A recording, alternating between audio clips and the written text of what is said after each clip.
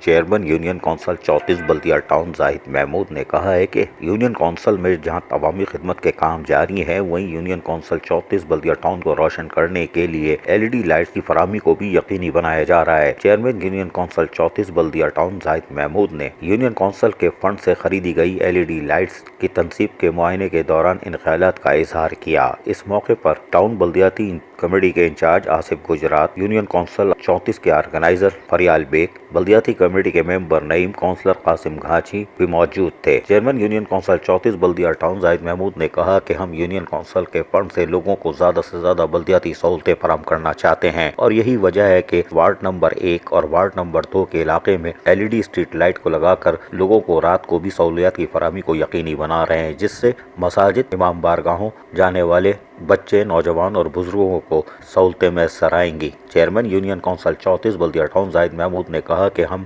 ہر سطح پر عوامی خدمت کے کام کو یقینی بنانا چاہتے ہیں، تاہم وسائل محدود ہیں۔ عزیز عارف، KBS بلدیاتی نیوز، کراچی۔